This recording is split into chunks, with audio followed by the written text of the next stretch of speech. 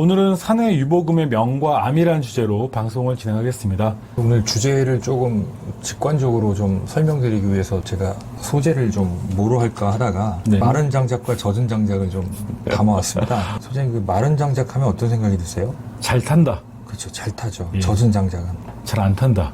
잘 뭔가 안 버려진. 잘 안 타죠. 예. 그러니까 마른 장작의 의미는 두 가지가 있는 것 같습니다. 하나는 뭐냐면 잘 타는 건 맞아요. 네. 근데 이제 이 잘 타는 거는 내가 원하는 목적에서 잘 타면 좋은 거죠. 네. 예를 들어 추운 겨울날 그죠, 불이 쉽게 붙는다는 거죠. 네. 그리고 장작 하나만 갖고도 원하는 화력을 낼 수 있다. 음. 그리고 성냥 하나밖에 안 남아 있어요. 음. 그래도 불이 잘 붙는다. 그러니까 이게 잘 탄다는 거는 내가 원하는 시기에 잘 탈 때는 좋아요. 그런데 얼마 전에 엊그저께 또 밀양에서 큰 산불 났잖아요. 네. 맞아요. 내가 원치 않을 때도 잘 타요. 음. 그 얘기는 뭐냐면 법인에 있는 전 사내유보금이 마른 장작 같은 존재다. 왜 그러냐면 이제 이게 좋은 사업 기회도 만나고 사업이 순항을 할 때의 유동성 이런 게 되게 좋을 때는 이제 사내유보금은 사업 기회와 잘 맞물려서 회사를 더 성장시키는 하나의 이제 장작 역할을 하는 거죠. 그야말로. 네. 근데 반면에 아까도 말씀드린 것처럼 예기치 않았던 리스크 불씨가 한번 법인에 딱 떨어지면 마른 장작에 불 붙으면 다 타버리잖아요.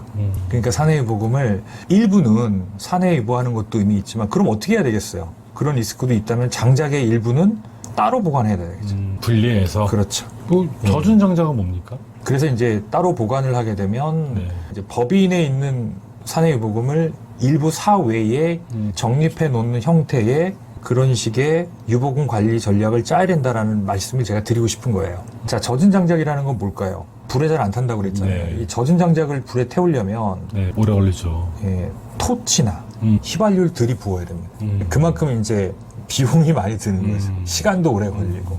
그래서 이제 사내유보금이 젖은 장작 같다는 얘기는 뭐냐면 유동성이 현저히 떨어진다. 사실은 뭐 외형만 숫자로만 사내유보금이 큰 거지 실제는 내실이 없는 그런 형태겠죠. 그리고 두 번째는 이 젖은 장작도 장작이에요.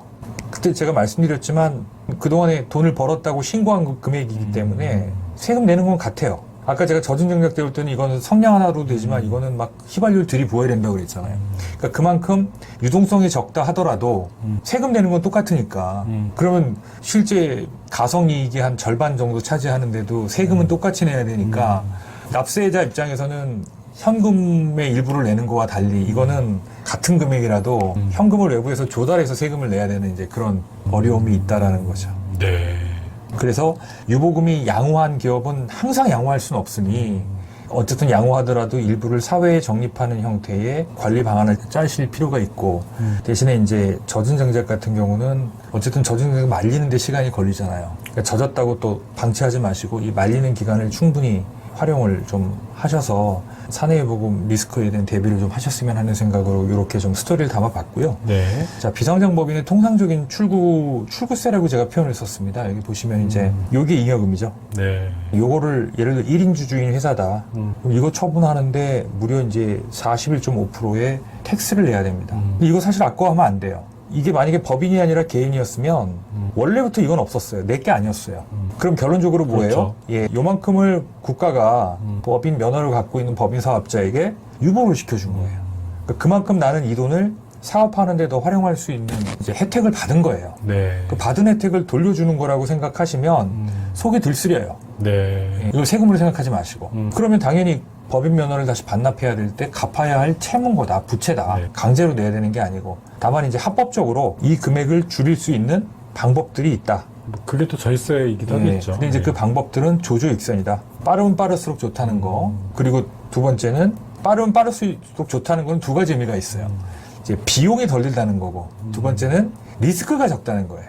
근데 이걸 이제 시기를 놓쳐보면 비용도 많이 들고, 아까 젖은 장작 같은 비용도 많이 들고, 또 설사 해결했다 하더라도 리스크가 되게 클 수 있다는 거예요. 거기다 이제 건보료까지 발생이 되면 장부가액의 40%는 잠재적인 부채다. 이 부채라고 인식해야 이 부채를 어떻게든 줄이려는 노력들을 하지 않겠습니까? 그렇죠. 근데 이 숫자의 의미를 전혀 해석하지 못하거나 이 숫자가 주는 어떤 그런 내포되어 있는 의미를 전혀 이해하지 못하게 되면 이제 관리를 못하게 알아야 관리를 할 거 아닙니까? 여하튼 대표님들은 출구세라는 거를 미리미리 준비를 하셔야겠죠. 다행히 이제 이분이 네. 회사를 매각할 수 있는 기회가 왔다면 그런 고민하기 전에 누군가 회사를 사겠대요. 주식을 다 사겠대. 그러면 이제 한 26% 정도의 양도소득세만 내면 되는 건데 문제는 이제 이렇게 내 기업을 살 기업들을 어렵죠. 탐색하는 것 자체가 이제 쉽지 않으니까 항상 플랜 B에 대한 대비를 해야 된다. 네. 를 제가 말씀드리는 네. 표현이죠. 출구세 위력을 한번 볼까요? 이 유보이익이 한 100이라고 놓고 가정을 하면 아까도 말씀드렸듯이 이제 한 40에서 45% 정도가 법인을 정리할 때 나오는 세금이고요. 또 그렇게 해서 나온 세금의 또 절반 가까이가 상속세입니다. 그렇죠. 그래서 이제 유보이익을 아무 생각 없이 방치하면 최대 70%가 잠재적 조세 비용이 될 수 있다는 거죠. 7까지. 그렇죠. 그러니까 결론적으로는 어차피 공술의 공수거다 뭐 이런 인생 철학을 갖고 그냥 순리대로 이 룰에 따르겠다고 하시는 그분을 뭐라고 할 수는 없습니다. 네. 그런데 이제 우리가 이익을 많이 내서 주주 가치를 증가시키려고 네. 하는 그런 노력 못지않게 이 관리를 위해서 쏟아붓는 노력도 이 부분을 그만큼 늘린다는 거는 그만큼 주주에게 실질적으로 귀속될 수 있는 비중을 높여주는 거잖아요. 그렇죠. 그러니까 관리를 잘하는 것도 주주가치 제고의 큰 역할이다. 이렇게 네. 좀 이해를 해주셨으면 합니다. 그런데 이제 안타깝게 네. 이 비상장 중소기업들의 조세 환경은 절대 녹록하지가 않아요. 네. 예를 들자면 전통적으로 정가의 보도처럼 활용되어 온 임원퇴직 소득 과세가 지속적으로 강화가 됐다는 건 수없이 말씀드렸고요. 소득세율도 지금 10억만 넘어가면 거의 한 50%에 육박하죠. 네. 7단계 누진과세 체계로 소득세 구조가 촘촘히 이루어져 있고요. 또 건보료도 뭐 계속 인상이 되고 있죠. 예, 그래서 지금 최대 건보료 따지면 한 거의 5천만 원에 육박하는 이제 건보료 최대 금액이 발생이 되고 있고요. 네. 연간이요. 그 다음에 건너뛰어서 재작년인가에 이제 개인 유사법인, 어떤 기업을 개인 유사법인으로 보겠냐. 그러니까 과도하게 유보이익을 많이 쌓아놓고 있는 기업들. 간주 배당제도라고 해서 배당으로 간주하고 배당소득세를 선징수하겠다. 네. 물론 보류는 됐습니다만 네. 그 잔부는 여전히 남아있다라고 이해를 하고 계시고 대비를 하라고 말씀을 수없이 많이 드렸습니다. 그 다음에 이제 중소기업 주식은 상장기업처럼 거래가 되는 기업 주식이 아님에도 불구하고 대주주 요건이 굉장히 엄격하다. 네. 대주주가 이익 시현하는 거는 상장기업보다 오히려 더 불리한 경우가 있을 수 있다. 라고 열심히 말씀드렸고 이제 소액주주는 10%지만 대주주는 양도차익에 대해서 20% 또는 3억 초과인 경우에는 25%의 양도소득세를 물어야 된다. 양도소득세를 납부해야 된다고 말씀드렸고요. 네. 또 중소기업이 그간에 이제 짭짤하게 활용해왔던 초과배당 같은 경우도 이제 이 초과배당을 이제는 경제적 선순환에 기여를 하는 뭔가 촉매제로 보기보다는 뭐예요? 조세회피로 보고 있다는 거죠. 그래서 그렇죠. 이제 별도로 초과배당에 대한 증여세를 추가로 과세하겠다고 말씀을 드린 거고. 네. 자, 그 다음에 이제 뭐 특허라든가 여러 가지 증자, 감자, 자익의 주식, 이익 소각 등 이런 다양한 자본 거래를 통해서 이제 세금을 줄이려는 일련의 행위들을 이제 정부가 특수관계인 간에 어떻든 이제 이거를 조세회피로 보고 세무 검증을 무척이나 강도 높게 강화하고 있다는 게 좀 주목할 만한 일입니다. 네. 그리고 이제 내년부터는 많은 기업들이 이제 증여세 세제와 양도소득세 세제를 잘 믹싱해서 이제 증여를 한 후에 양도를 해서 세금을 줄이는 방안에 대해서도 이제 내년부터는 증여 후에 1년이 지나야만 그 혜택을 받을 수 있게끔 법이 바뀌었기 때문에 이것도 그 과거와 같은 방식을 활용하기 어렵게 됐고요. 지금도 논란이 되고 있죠. 그렇죠. 네, 이슈가 네, 되고 네. 있습니다. 네. 그래서 이제 이렇게 중소기업이 물론 이제 상장이 되고 애매가 되면 그냥 이런 고민 안 해도 돼요. 근데 문제는 내가 로또 같은 그 당첨 확률이 왜 내가 들지 못하면 대부분 이제 95%의 기업들은 이런 엑시트 환경에 노출될 수밖에 없다는 거죠. 네. 그래서 제가 아까 이제 조조익선에 대비를 해야 된다. 이거는 방법이 없어요. 중소기업이 사후적으로 대처하는 대기업은 가능하죠. 자본력이 있고 인력이 있으니까. 중소기업은 사전에 대비하는 수 외에는 조심하는 수 외에는 그리고 사전에 조금이라도 이 리스크를 줄이기 위한 노력을 하는 것 외에는 답이 없다. 네. 여러 번 드렸습니다. 그럼 이제 구체적으로 어떤 방법들이 있느냐?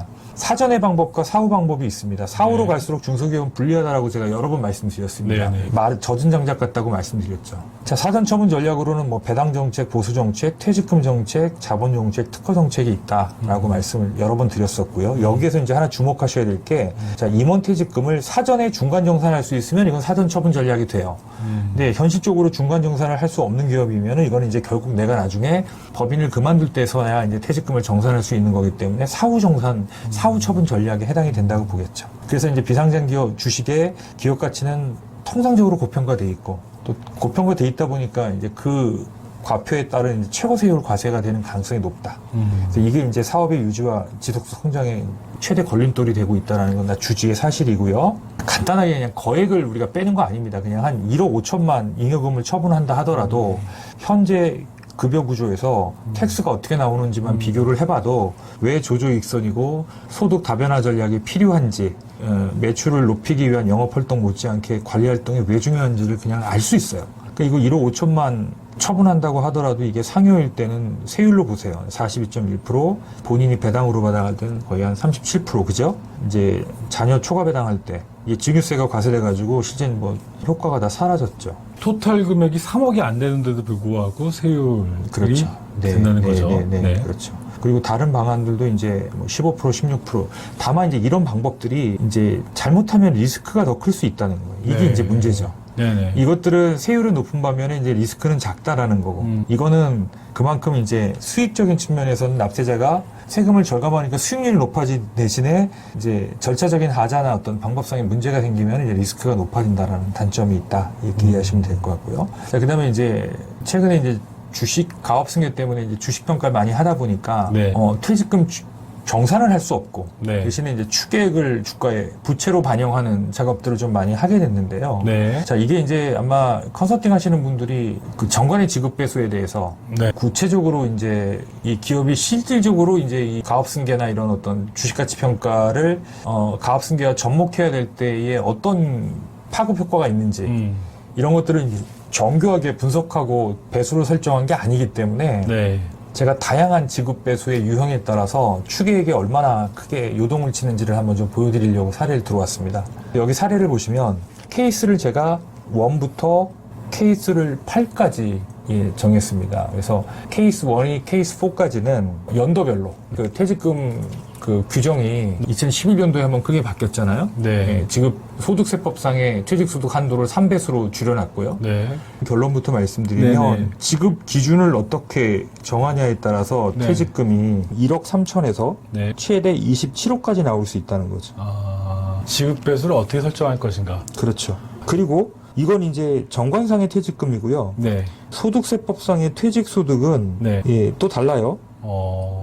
그래서 예를 케이스 5 같은 경우는 정관상의 퇴직금은 27억이지만 네. 소득세법상의 퇴직소득은 25억입니다. 그러면 이제 나머지 차액은 근로소득이 되는 거예요. 네. 그래서 과연 이렇게 근로소득을 발생시켜서 추가로 부담하는 세금보다 이렇게 추계액을 극대화시켜서 네. 이게 주가 평가에 연계가 되고 네. 그 주가 평가에 긍정적인 영향을 미쳐서 네. 주가 하락을 도모할 수 있고 네네. 그걸로 인해서 가압승계 비용이 줄어드는 게 이 소득세 늘어나는 것보다 훨씬 크다면 이 방안으로 가는 것도 하나의 대안일 수 있겠죠. 그런데 이제 퇴직금 추계액을 반영하기 직전에 규정을 이렇게 급조를 해서 퇴직금을 갑자기 이렇게 2배로 증여시켜버리면 이것도 부당행위 소지가 될 수 있으니까 케이스별로 그렇죠. 분석을 적어도 받아봐야겠네요. 충당금을 반영하기 3년 전에 급여를 인상하는 작업을 시작해야 되고요. 네. 그리고 급여 인상이라는 게 제가 여러 번 말씀드리지만 네. 내가 그냥 인상하고 싶어서 인상하면 안 된다는 거죠. 네. 반드시 성과와 인과관계나 상관관계가 있어야 되고 그리고 그 성과를 대표이사가 독식하는 구도가 아니라 주주와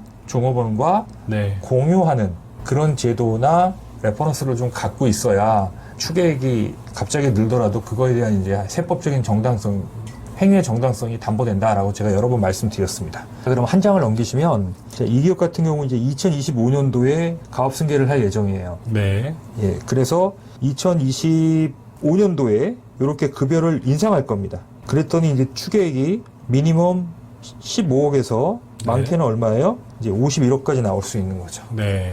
자, 그런데 한번 보세요. 자, 그럼 이렇게 해서 51억을 추계액을 반영을 했어요. 네. 그래서 주가를 상당히 떨어뜨렸습니다. 네. 자, 그 다음에 가만히 생각해보니까, 야, 이거를 내가 마련할 능력이 안 되네? 다시 퇴직금을 30억으로 줄이자. 네. 이게 가능할까요? 안 가능할까요?